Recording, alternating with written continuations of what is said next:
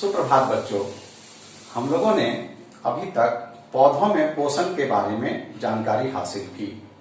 अब आइए हम लोग देखते हैं कि हम लोगों ने जो जानकारी हासिल की हम लोगों को कितना याद है, और थोड़ा सा अभ्यास उस पर करते हैं और प्रश्नोत्तरी करते हैं।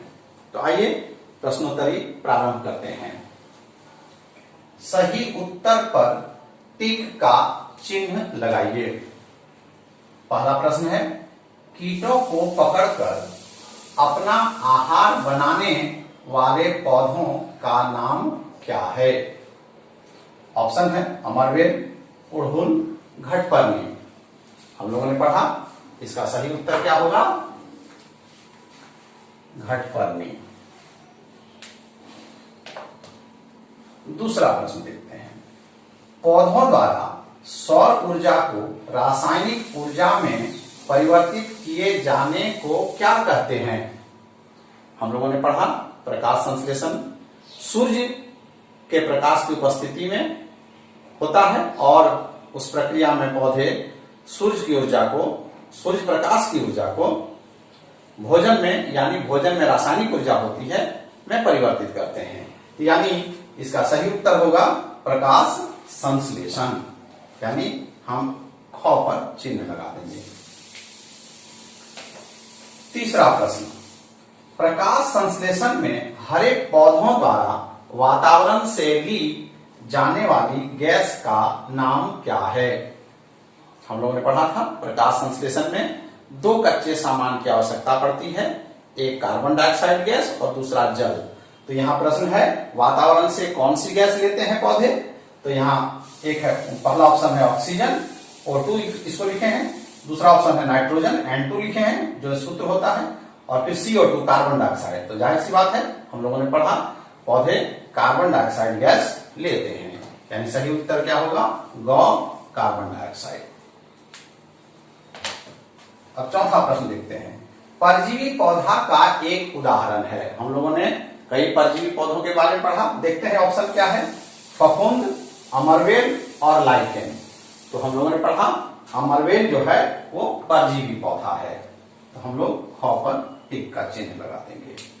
आइए अगला प्रश्न देखते हैं, प्रकाश संश्लेषण में हरे पौधे के किस रचना से ऑक्सीजन वायुमंडल में मुक्त होता है? जड़ से, तना से, फूल से या रंध्र से? चारों ऑप्शन में कौन सही है? हमने बताया था रंध्र से वो गैस मुक्त करते हैं, यानी घ सही है। अब अगला प्रश्न आइए देखते हैं, रिक्त स्थानों की पूर्ति कीजिए।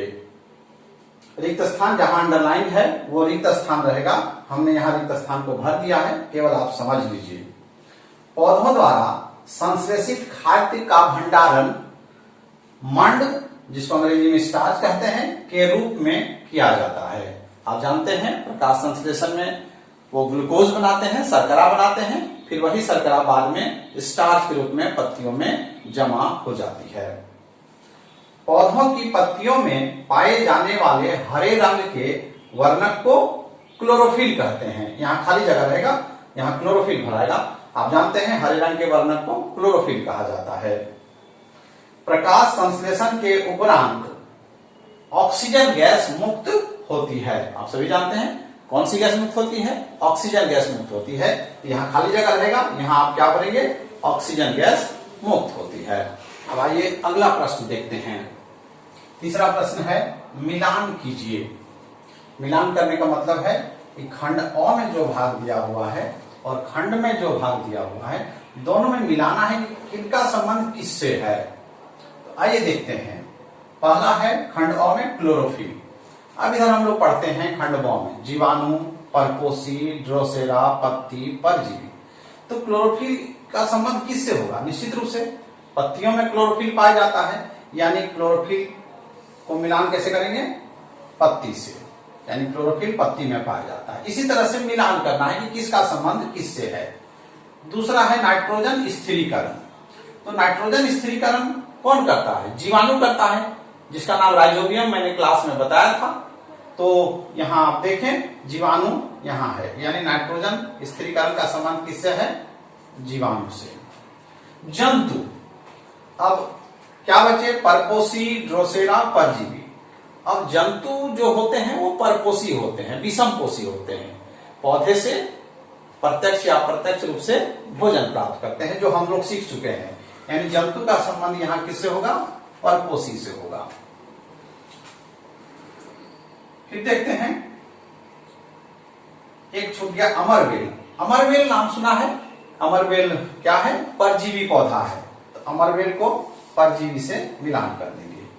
और कीटभक्षी एक ही बचा है, तो ड्रोसेरा कीटभक्षी पौधा है, जैसे घटपर्णी, ब्लैडरवर्ट, वीनस फ्लाईट्रैप, उस तरह ड्रोसेरा भी कीटभक्षी पौधा है। तो इस तरह से हम लोगों ने इसको मिलान कर लिया। अब आइए कुछ सब्जेक्टिव प्रश्नों का उत्तर जानने का प्रयास करते हैं। अगला प्रश्न है, परजीवी एवं मृत जीवी में अंतर स्पष्ट कीजिए। हम लोग क्लास में पढ़े थे, परजीवी ऐसे जीव जंतु होते हैं जो दूसरे जीवित प्राणियों से पोषण प्राप्त करते हैं। पौधों में बात करेंगे तो परजीवी पौधे ऐसे पौधे होते हैं जो अन्य पौधों से भोजन प्राप्त करते हैं, अन्य जीवित पौधों से भोजन प्राप्त करते हैं, जैसे अमरबेल है, नाम सुना, रिफ्लेशिया नाम सुना आपने। और मृत जीवी ऐसे जीव होते हैं जो सड़े गले पदार्थों पर विघटित हो रहे जैविक पदार्थों से पोषण प्राप्त करते हैं, जैसे मशरूम है, ब्रेड मोल्ड्स हैं, ये हम लोगों ने चर्चा किया था। तो परजीवी और मृतजीवी निश्चित रूप से आपको इसका अंतर स्पष्ट हो गया होगा। परजीवी जीवित प्राणियों से भोजन प्राप्त करते हैं और मृतजीवी नाम से ही जाहिर है मृत जीवों से भोजन या अपघटित पदार्थों से भोजन प्राप्त करते हैं। आइए अगला प्रश्न देखते हैं, आप पत्ती में स्टार्च की उपस्थिति का परीक्षण कैसे करेंगे? ध्यान रहे, जब भी कोई परीक्षण किया जाता है तो परीक्षण के समय विशेषज्ञ की उपस्थिति आवश्यक है, क्योंकि कोई भी जांच जब किया जाता है तो उसमें विभिन्न प्रकार के रसायन का उपयोग किया जाता है, और रसायन अगर हाथ में पड़ जाए, शरीर के किसी भाग में पड़ जाए, तो वह रसायन शरीर को नुकसान पहुंचा सकते हैं। इसलिए यह प्रयोग आप घर में भूलकर भी नहीं करेंगे। यह प्रयोग विद्यालय में शिक्षक की उपस्थिति में, शिक्षक जब आपको बताएंगे, साथ में रह करके देखेंगे इस प्रयोग को। तो प्रयोग कैसे करेंगे, स्टार्च का जांच कैसे करेंगे? अभी हम लोगों ने पढ़ा कि पत्तियों में जो भोजन जमा होता है वो स्टार्च के रूप में, मंड के रूप में जमा होता है। और स्टार्च की विशेषता ये है कि यदि स्टार्च पर आयोडीन की बूंदें डाली जाती हैं तो वह काला नीला रंग में बदल जाता है। तो पत्तियों में स्टार्च है, इसकी जांच कैसे करेंगे? तो आइए इस जांच की प्रक्रिया को समझते हैं। एक पत्ती ले लेंगे किसी पौधे से, कोशिश कीजिए ऐसी पत्ती जिसमें हरा रंग भी हो या कोई अन्य रंग भी हो, सफेद रंग भी हो, जैसे क्रोटॉन का पौधा होता है, कॉलियस का पौधा होता है। तो ऐसे पौधों के पत्ते अलग अलग रंग के होते हैं जिसमें हरा भाग भी होता है। और नहीं मिले तो कोई भी हरा पत्ता आप ले लीजिए, जांच हो जाएगी। अब उस पत्ते को करना क्या है, अल्कोहल में उबालना है। तो अल्कोहल आपको आसानी से मिलेगा नहीं, खोजने की जरूरत भी नहीं है। विद्यालय के प्रयोगशाला से हम इस कार्य को करेंगे। विद्यालय के प्रयोगशाला में अल्कोहल उपलब्ध रहता है। उस प्रयोगशाला में जो अल्कोहल है, तो विद्यालय में यह काम शिक्षक की उपस्थिति में करना है। तो अल्कोहल में उबालना है। तो अल्कोहल ज्वलनशील पदार्थ है, अतः अल्कोहल को सीधे उबाला नहीं जाता है।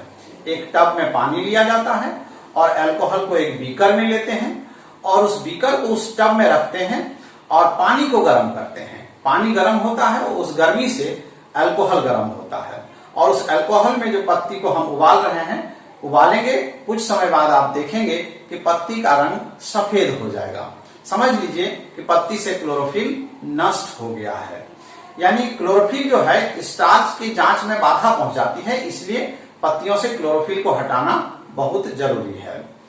और यहाँ अल्कोहल क्या काम करता है? अल्कोहल यहाँ ब्लीचिंग एजेंट का काम करता है। ब्लीचिंग एजेंट का मतलब होता है, ब्लीचिंग एजेंट वह पदार्थ है जो किसी वस्तु से दाग धब्बे हटाता है। जैसे हम लोग घर में ब्लीचिंग पाउडर इस्तेमाल करते हैं नाली साफ करने के लिए, पानी को साफ करने के लिए, यानी दाग धब्बे हटाना या जीवाणु को नष्ट करना है ना। ब्लीचिंग एजेंट का जो सब पदार्थ करते हैं वो ब्लीचिंग एजेंट कहलाते हैं। तो अल्कोहल यहाँ ब्लीचिंग एजेंट है, ये दाग धब्बे हटाता है। जीवाणु को नष्ट करने वाले को डिसइंफेक्टेंट भी कहते हैं। तो यहाँ ब्लीचिंग एजेंट का काम अल्कोहल कर रहा है। अब जब क्लोरोफिल हटा दिया जाएगा, उसके बाद ठंडा होने देंगे, पत्ती को अल्कोहल से निकालेंगे फिर उसको पानी से साफ करेंगे, थोड़ा सूखने देंगे और उसके बाद उस पर आयोडीन की कुछ बूंदें डालेंगे। पत्ती का रंग देखेंगे काला नीला हो जाता है। इसका मतलब ये हुआ कि पत्ती में स्टार्च जमा है और इस तरह से यह सिद्ध होता है कि पत्तियों में भोजन स्टार्च के रूप में जमा हो। स्टार्च का जांच आप आलू में भी कर सकते हैं। आलू को काट लीजिए, उसमें आयोडीन की 2 बूंदें डाल दीजिए, काला नीला रंग का हो जाएगा, मतलब आलू में स्टार्च है। आटा ले लीजिए, उसमें भी आयोडीन की 1-2 बूंदें डाल दीजिए, देखिए उस भाग में काला नीला रंग हो जाता है, मतलब आटा में भी स्टार्च है। चावल का पाउडर ले लीजिए, उसमें भी आयोडीन की 2-4 बूंदें डालिए, देखिए जहां डाले वहां काला नीला रंग का हो जाता है, मतलब उसमें भी स्टार्च है। यानी जिस भोजन में स्टार्च है उसमें आयोडीन डालने से वह काला नीला रंग का हो जाता है। तो हमने देखा कि पत्तियों में हम स्टार्च की जांच कैसे कर सकते हैं।